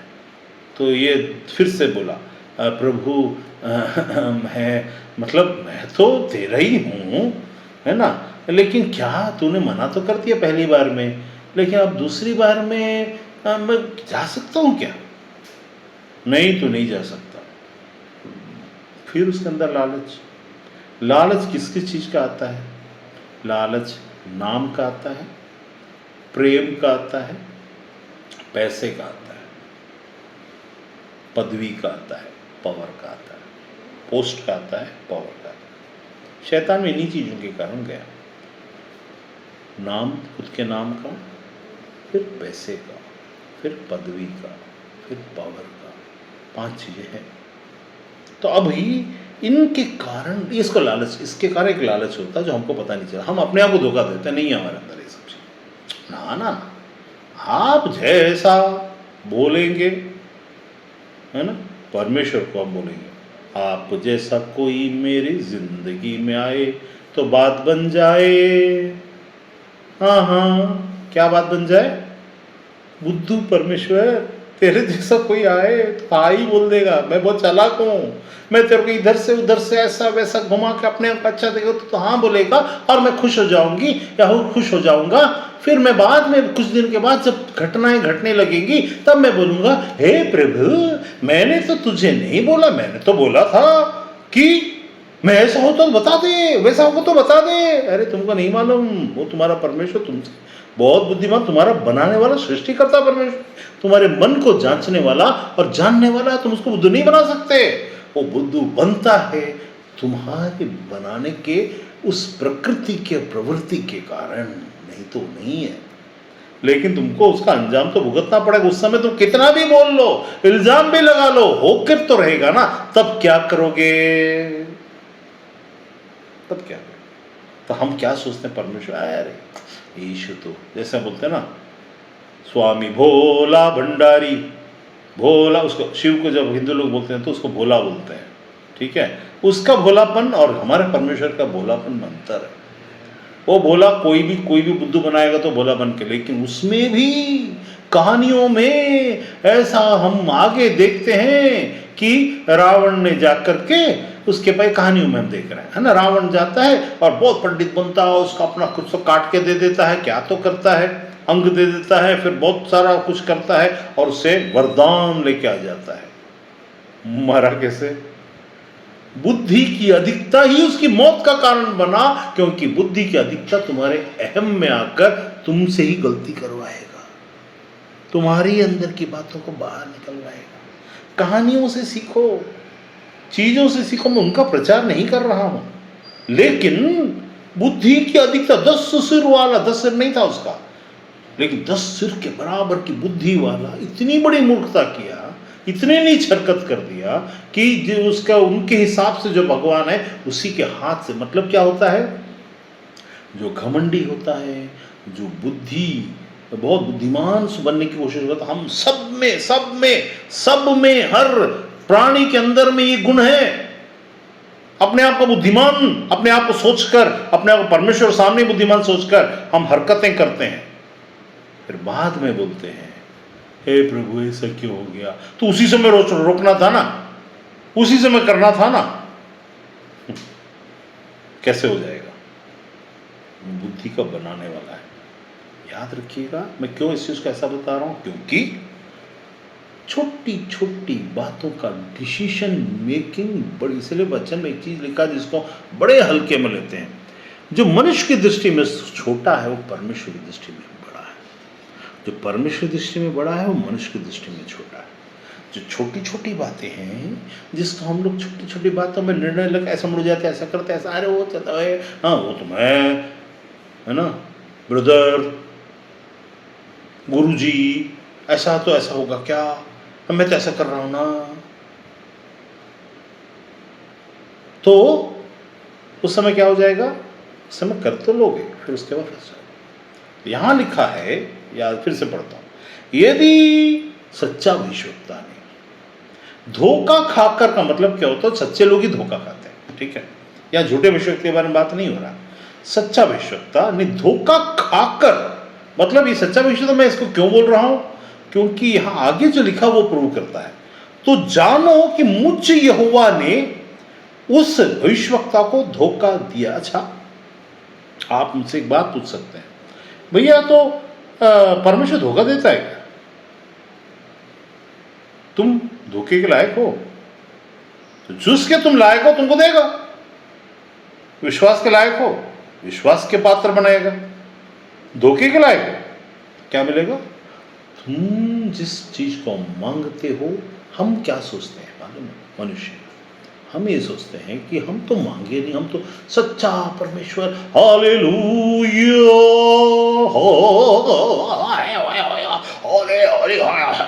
कितना भी चिल्ला लो, इससे फर्क नहीं पड़ता।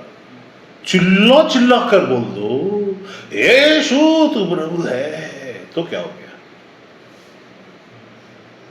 यीशु तू प्रभु, शैतान भी बोलता है, मेरा प्रभु नहीं बोलता। मेरा प्रभु जब आ जाएगा तो डर आ जाएगा, अधीनता आ जाएगी। तो अब इस जगह क्या हो गया? तुमने हाथ से मांगते हो, तुम सोचते हो कि अब मुझे धोखा नहीं, क्योंकि मैं सोचता हूं प्रभु कि मैं तुझे धोखा नहीं देना चाहता, लेकिन तुम्हारे मन में तुम्हारे एक गोल है जिसको पूरा करना है, उसके लिए तुमने बड़े यत्न करके, मन के मूर्ति के बारे में बाइबल में बहुत ही सख्त बातें लिखी है, कभी मौका मिले तो बताऊंगा। मन की मूर्ति बाहर की मूर्ति से खतरनाक बोला गया है। मन में जो मूर्ति हम बनाते हैं, है ना, उसमें गुरु का बनाना हुआ, पति पत्नी लवर का बनाना हुआ, है ना, और किसी को मोटिवेशन के लिए बनाना हुआ, किसी गोल को बनाना हुआ। जब मन में मूर्ति बनाते, पैसे को बना, कमाने को बनाने का ध्येय बनाना हुआ, ये सब जो होता है ना, ये संसार में तो अच्छा लगता है, लेकिन संसार में अगर आपके ऊपर परमेश्वर का हाथ पड़ गया है तो आप बच नहीं सकते। संसार बच जाएगा, आप बच नहीं सकते।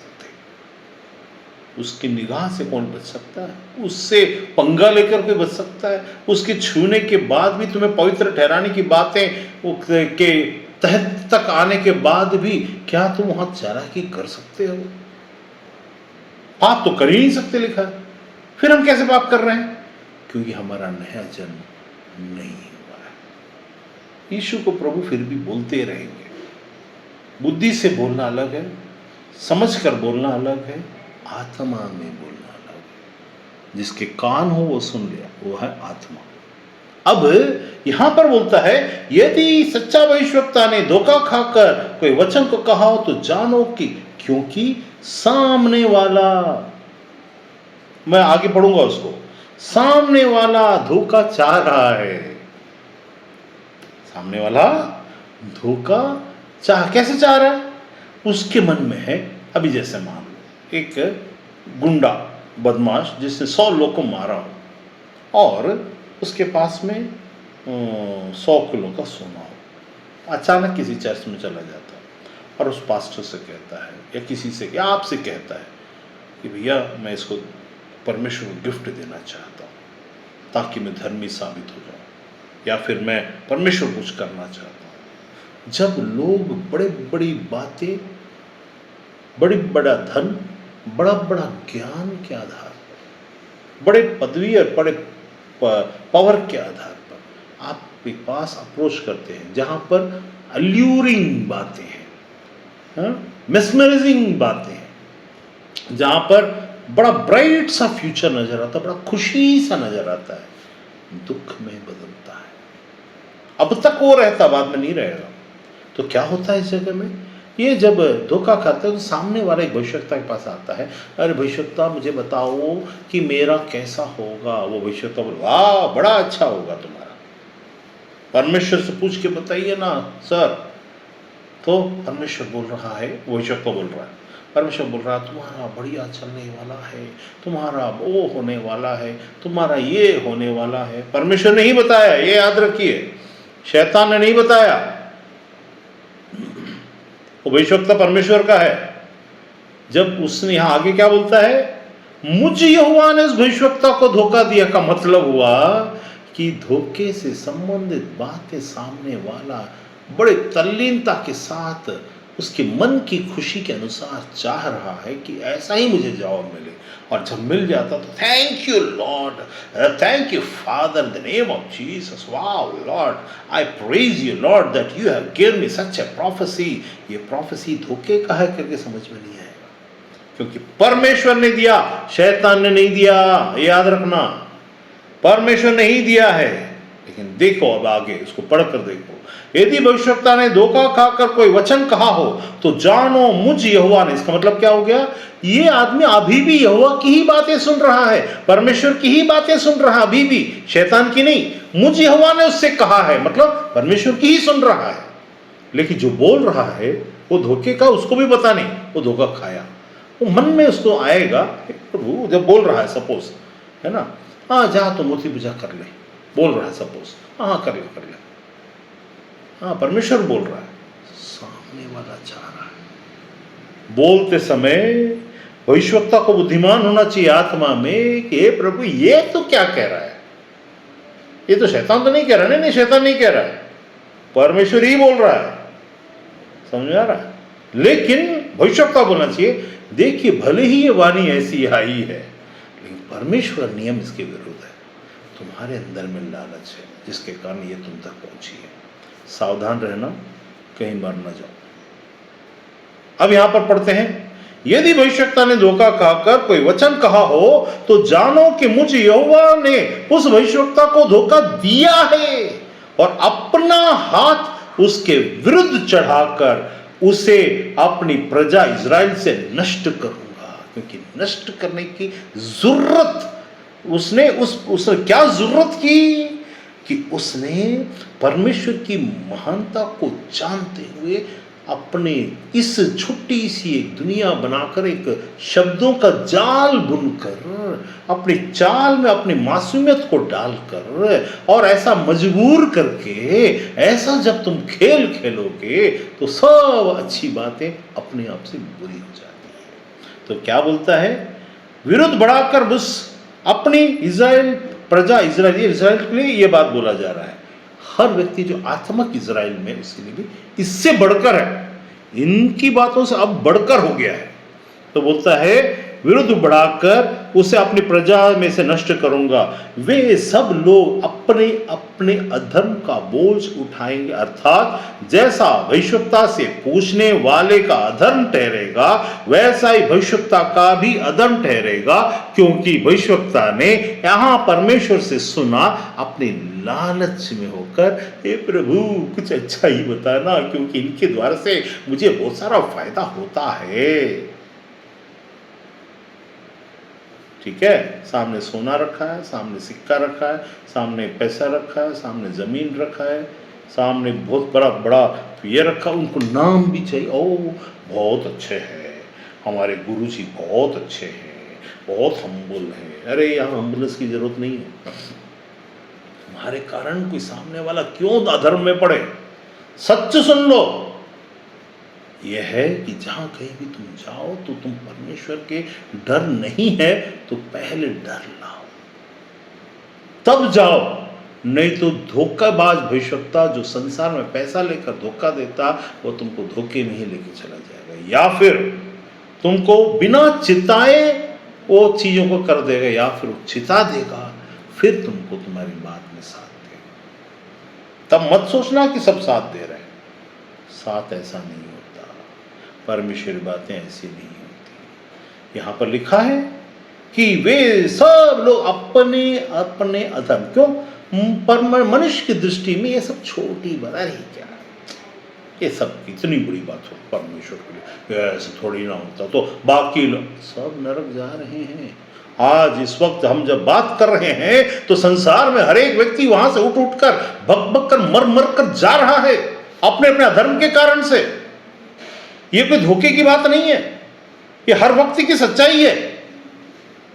तो जो छोटी बातें हैं जो तुम्हारी नजर में तो सब चलता है तो क्या होता है, उन लोग भी तो करते, उन लोग भी कुछ दिन चलता है, 3.5 साल चला, तुम्हारा 20 साल चल जाएगा और क्या। उसके बाद जब नजर आएंगी, जब होने शुरू हो जाएगा, तब क्या करो। तो यहां पर बोलता है अधर्म का बोझ उठाएंगे, क्योंकि परमेश्वर की दृष्टि में छोटी बातें बड़ी है। अब यहां पर जो भविष्यवक्ता होता है उसकी जिम्मेदारी होती है कि वो लालच में नाम के, पैसे के, रुतबे के, रिश्ते के, मेरे बारे में कौन क्या सोचेगा भैया, ये नहीं। परमेश्वर तरस खाने वाला, तरस खाकर कुछ कदम उठाया जा सकता है, लेकिन वो तरस के कारण होता है, वही न्याय है इसलिए हो रहा है, ऐसा नहीं है। ठीक है, तो उसके बाद वो क्या करेगा, उसकी जिम्मेदारी है इस चीज को लेकर के बताना सामने वाले को, भैया सुन लो, आज तुम इस बात को हल्के में मत लेना, ये है हमारा, ये है हमारा, ये है हमारा, इसमें अगर कॉम्प्रोमाइज हुआ तो सामने वाला मरेगा। याद रखना, याद रखना, याद रखना, ये कोई झूठ नहीं है। तो चिताकर, बताकर, समझाकर फिर जाना है, ऐसे ही नहीं लेके चले जाना कोई भी चीज को, चाहे वो धंधा हो, चाहे कोई रिश्ता हो, चाहे कोई पॉलिटिकल बातें हो, चाहे ऑफिशियल बातें हो, चाहे मिनिस्ट्रियल बातें हो। एक जगह, एक समय की बात है, मैं बेलगाम गया हुआ था, पास्टर का नाम भूल गया मैं, वो एक ब्रदर थे संजीव करके, मेरे को उनके यहाँ ऊपर छत में फर्स्ट फ्लोर में था उनका चर्च, तो वहाँ लेके गए शाम को। वहाँ जाने के बाद किसी ने मुझे कुछ बताया नहीं था, है ना, नाम ही भूल गया मन का, बेलगाम में था। तो वहाँ जाके खड़ा हुआ तो मैं कुछ फास्टिंग के बारे में 2-4 शब्द बोला, फिर अचानक बोलूँगा इस जगह में आज से 1 हफ्ता पहले में जो झगड़ा हुआ था जिस व्यक्ति के साथ, और ऐसा हुआ था, यहाँ पर ये बातें हुई थी, वहाँ पर एक अलग अलग कलीसिया बनाने वाली बातें हुई हैं, और ये हुई हैं, वो हुई हैं, सारी चीज़ें बताकर मैं नीचे उसे आधे घंटे में बोलकर आ गया। उस पास्टर ने उस ब्रदर संजय से झगड़ा किया। तो यहाँ पर जिसको भी लाता सब बता के क्यों, उसको कैसे मालूम पड़ेगा यहाँ पर ये सब हुआ है, वो सब हुआ है, हैं? तब मैंने वो आकर बोले, देखिए भैया, मैं आपको लेके गया था, आपको मैंने तो कुछ भी नहीं बताया, आपने वो सब चीज़ बता दी जो वहाँ पर हुआ था। 1 हफ्ता पहले बोल दिए इस जगह में हुआ था और ऐसा ऐसा हुआ था, सब बोल दिए। वो चर्च सच में एक अलग हो चुका है, उस व्यक्ति का नाम भी कुछ है। मैंने बताया था कि वो जस्ट जहाँ पर जाएगा, वो उसने आग लगाया तो उसके घर में भी आग, उसके कलीसिया में भी आग से मरेंगे। दोनों प्रभु के दास ही हैं, कोई शैतान का दास नहीं है। लेकिन जो बातें होती हैं, जब असली परमेश्वर की बातें आती हैं, तो वहाँ पर किसी को कुछ बताने की ज़रूरत नहीं होती, वहाँ पर लोग चीज़ें प्रकट होती हैं। तो उनको ये लगा कि कोई बता कर लाएगा, ऐसा क्यों तो ना पता चलेगा, क्योंकि इन लोगों को बाबाओं का शौक पड़ता है। ये परमेश्वर के जगत में बाबा जैसा कोई सच्ची बातों का अगर बता दे तो उनको है, तो कोई कहीं से कान भर के, कि यहाँ की दुनिया में कान भरने पर ही प्रोफेसी करते हैं। अगर कोई पास्टर, ये जो सिस्टर है ना, उसका ऐसा ऐसा ऑफिशियल प्रभु ये बता रहा है आपके ऑफिस में ऐसा ऐसा है, वैसा वैसा है, ये चलता है ज़्यादातर। मेरे साथ ये चलता ही नहीं, क्योंकि मैं किसी पूछता, किसी बताना है तो अपने अपने पास रहो, मुझे किसी मनुष्य से नहीं पूछना। क्यों? क्योंकि जब परमेश्वर की बात है तो परमेश्वर करने दो, नहीं करेगा तो छोड़ दो। इसलिए आप ना भविष्यवाणी जरूर करिए। अरे बोलेगा तो करूंगा ना, जबरदस्ती थोड़ा ना करूंगा किसी को भविष्यवाणी। तुम्हारे लिए होना भी तो चाहिए। पता चला कि दंड की बात आ गई तो करना है, ये अवश्य थोड़ी ना हर चीज को किया जाए। जो करना आएगा वो बताया जाता है, जो सच है वो वचन से प्रकट होता है। आत्मा में अगर तुम नहीं जन्मे तो तुम्हारा बचना मुश्किल है। यही विश्वास है, विश्वास जो नया जन्म दिलाता है। क्या मुझे, वो बोलता है निकोदेमुस के कोई तो बोलता है, क्या मुझे अपने माता के गर्भ में, तुम इतने लोग को सिखाते हो, तुमको इतना भी पता नहीं है? तुम गुरु बन के घूम रहे हो, गुरुओं को पता नहीं है। नया जन्म का प्रचार करने वालों को नया जन्म हो गया, तुम्हारे यीशु में विश्वास करके पवित्र आत्मा, दुष्ट आत्मा का आत्मा अगर घुस गया पवित्र आत्मा के नाम से, तो झूठा पवित्र आत्मा घुस गया, तो तुम्हारा जो झूठा उद्धार टाइप की दिखने वाली बातें हुई है, तो क्योंकि तुम्हारा फल बताएगा कि तुम सच्ची आत्मा से हो, झूठी आत्मा से। फल बताएगा, तुम्हारे अंदर का पेशेंस बताएगा। आत्मा की दुनिया में, आत्मा को दुनिया का पेशेंस धीरज धर के चुपचाप, मैं तो बर्दाश्त से बाहर हो रहा, मेरे लिए ये वाला नहीं करता।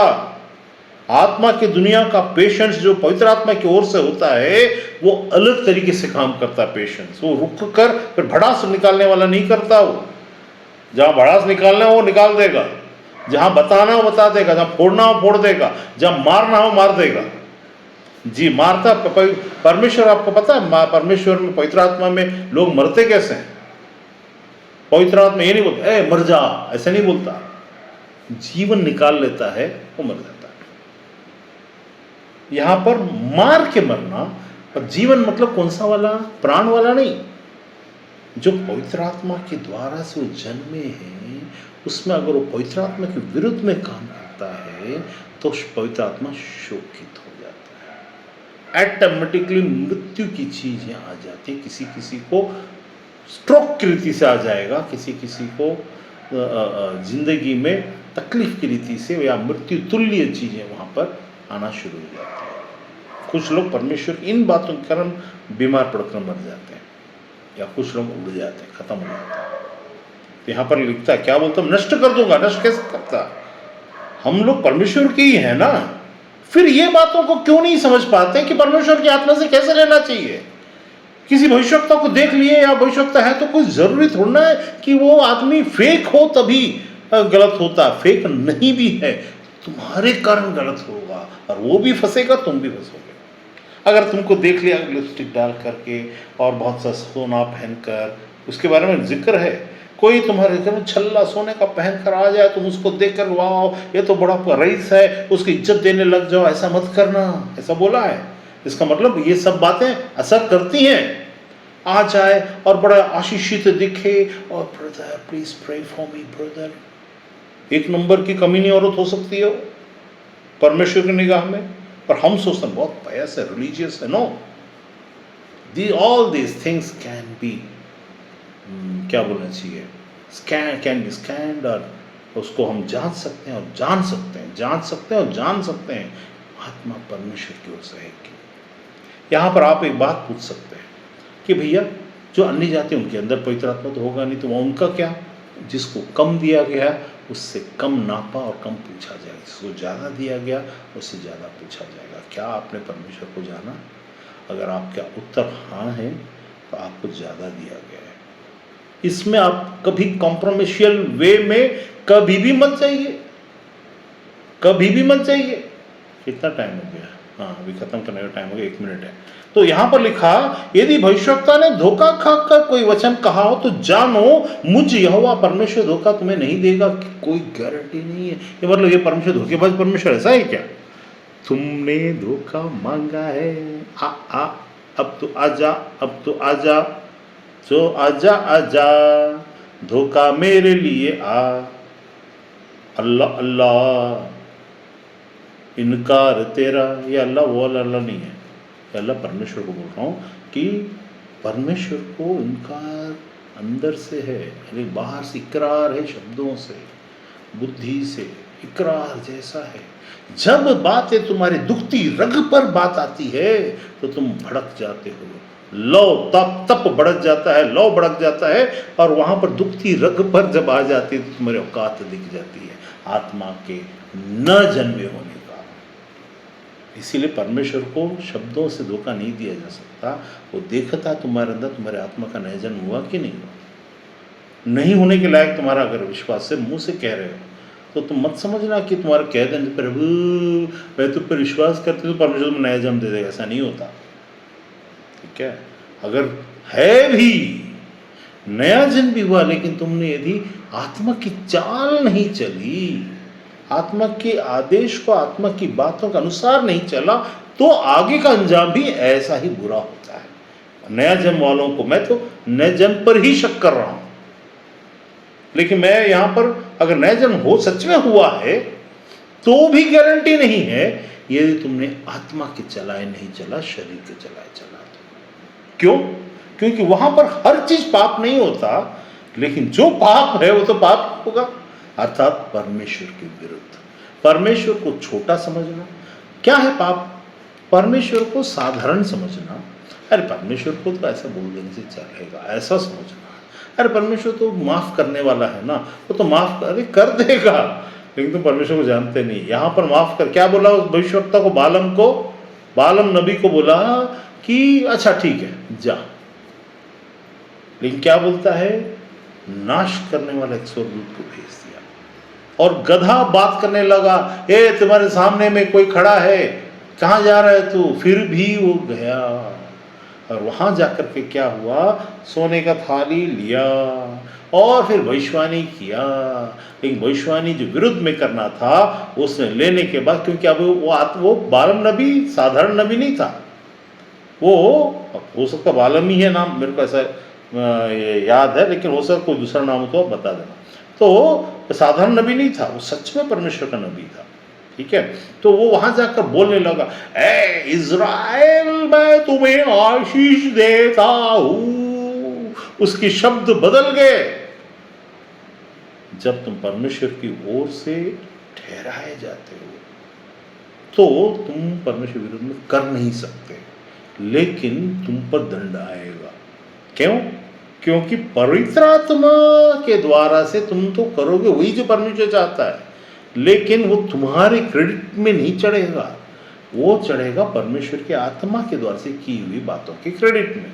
तुम्हारे क्रेडिट में क्या चढ़ेगा कि तुमने नहीं चाहा, तुम लालच में पड़े, और तुम्हारे लिए जो चकाचौंध थी, पैसा था, रुतबा था, नाम था, सोच था, भविष्य था, ये सब चीज के चकाचौंध में तुम फंस रहे हो।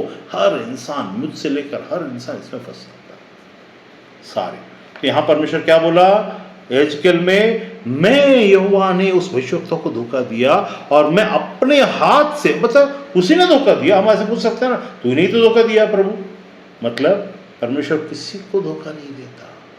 वो क्या बोल रहा है उसको समझो, क्योंकि तुमने अपने मन में ऐसा चाहा मुझे ये मिले, और फिर भी तुम मेरे सामने आए हो बिना दिखाए हैं, तो तुमको तुम जो चाहोगे वो ही मिलेगा, लेकिन फिर बाद में वही धोखा हो जाएगा। यहाँ क्या होता है, और अपने हाथ उसके विरुद्ध में बढ़ाकर उसे अपनी प्रजा इज़राइल से में से नष्ट करूंगा, मतलब अपनी जिंदा लोगों की जमात से बाहर कर, मतलब जीवन वाले अनंत काल के जीवन वालों से बाहर कर दूंगा। वे सब लोग अपने अपने धर्म अधर्म, मतलब धर्म की बातों के कारण अगर कोई अच्छी रखी है तो अधर्म का बोझ, अधर्म क्या होगा, सबसे पहले तुम अपने परमेश्वर को प्रेम करो वाली बात, उसके बाद अपने मतलब राज्य और धार्मिकता की खोज करो। अब यहाँ पर जो धार्मिकता की बातों से छोटा ठहरना, मैंने बोला ना, मनुष्य होने के नाते शॉर्ट ऑफ ग्लोरी, महिमा में शरीर जो यीशु को मिला उसके बगैर होने के कारण से हो गया, ठीक है, शॉर्ट ऑफ ग्लोरी। वैसे ही अधर्म की बातें जब होती है, इसका मतलब है परमेश्वर की मंशा के योग्य उसके ठहराव के अनुसार हमने अपने जीवन को समर्पित नहीं किया। एक जगह लिखा हुआ है, उन्होंने, उसके बाद क्या एक जगह लिखा कि उन्होंने अपने सारे मन से इन चीज़ों को नहीं किया, अधूरे मन से किया, तो वो दोष ठहरता है। अधूरे मन की कोई भी बातें दोष ठहरती है। अपने इज्जत की अपनी बातें हो जानी चाहिए, ऐसा मत सोचिए। और वे सब लोग अपने अपने अधर्म का बोझ उठाएंगे, अर्थात जैसा भविष्यवक्ता से पूछने वाले का अधर्म ठहरेगा वैसा ही भविष्यवक्ता का भी अधर्म ठहरेगा। क्योंकि अगर ये लालची भविष्यवक्ता नहीं है तो क्या बोलेगा, भैया ये गलत है, उसके बाद नहीं ऐसा नहीं वैसा नहीं, तो समझाएगा, बताएगा और रास्ता दिखा देगा। और रास्ते में तुम भटक गए कभी भी, तो याद रखना जिंदा परमेश्वर हाथ में फंस जाओ। तो वैसा ही भविष्यवक्ता का भी अधर्म ठहरेगा, ताकि इज़राइल के घराना आगे से मेरे पीछे होने को न छोड़े और अपने भांति भांति के अपराधों के द्वारा आगे को अशुद्ध न बन। भांति भांति का अपराध का मतलब बहुत सारे तरीके से अपराध होते हैं, बहुत सारे वैरायटीज ऑफ अपराध, दोष की बातें, दुष्टता की बातें जो साधारण लग रही हैं, साधारण लग रही हैं, वरन वह मेरी प्रजा बने और मैं उसका परमेश्वर ठहरूं। परमेश्वर यहोवा, प्रभु यहोवा की यही वाणी। मैं आज इस बात यहाँ पर ख़त्म करूँगा। वैसे एक मेरे साथ ख़त्म करने पर नीति वचन 14:12 को निकाल लीजिए, है ना, नीति वचन 14 उसका 12, फिर हम ख़त्म करेंगे यहाँ पर। नीति वचन 14 का 12, यहाँ लिखा है,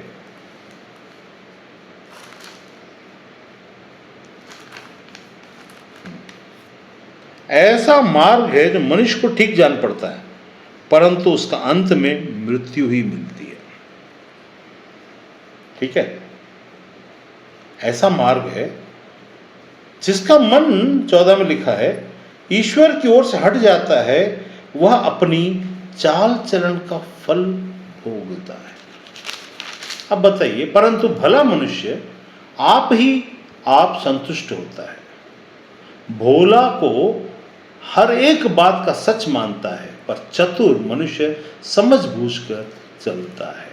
बुद्धिमान, मैं बोला ना डर कर वाली, बुद्धिमान डर कर बुराई से हटता, परंतु मूर्ख ढीठ होकर निडर रहता है। परमेश्वर के पीछे चलने वालों, बुद्धिमान अगर हो तो डर कर बुराई से हटेगा, और मूर्ख जो है ढीठ बनकर निडर होकर रहेगा। उसको क्या सेटिस्फेक्शन होगा, मैं तो एडजस्ट कर लेंगे, देखेंगे। उनको लगता है उनके हाथ में है जिंदगी, उनको नहीं मालूम कि जिंदा परमेश्वर के हाथ में है जिंदगी। क्योंकि यहाँ पर मैं इस दुनिया की बात को नहीं कर रहा हूँ, लेकिन इस दुनिया के जाने से पहले भी दिखेगा और जाने के बाद लिखे। ऐसा कोई नहीं जो गलती ना करता हो, लेकिन मूर्ख है जो ढीठ बनकर निडर होकर करता है। उसको मालूम है कैसे एडजस्ट कर, नहीं कर पाओगे, नहीं कर पाओगे, ये काम नहीं आता, ऐसा काम होता ही नहीं है। निडरता नहीं, डरो। अगर तुमसे गलतियां हो रही हैं डरो। ये नहीं कहता कि तुम चीजों को छोड़ो, मैं ये कहता हूं कि सावधान रहो। कोई भी बात को परमिशन होकर किसी ऐसी मौके में, बड़े मौके, छोटे मौके, बड़े लोग, छोटे लोग के साथ वो क्या सोचेंगे करके दूसरों के दबाव में आकर कोई गलती ना कर देना। इसलिए लिखा है 12 में, ऐसा मार्ग है जो मनुष्य को ठीक जान पड़ता है, हमको ठीक जान पड़ता है, परंतु उसका अंत मृत्यु ही मिलती है। मृत्यु का मतलब हमेशा मौत नहीं होता। मृत्यु को अनंत काल की मृत्यु भी कहा जा सकता है। मृत्यु का किसी क्षेत्र में रिश्ते की मृत्यु को भी कहा जा सकता है, या किसी सुख की मृत्यु को भी कहा जा सकता है, बहुत सारी चीजें। तो अगर सावधानी किया गया है तो सावधानी को अडिग होकर अंतिम क्षण तक चल।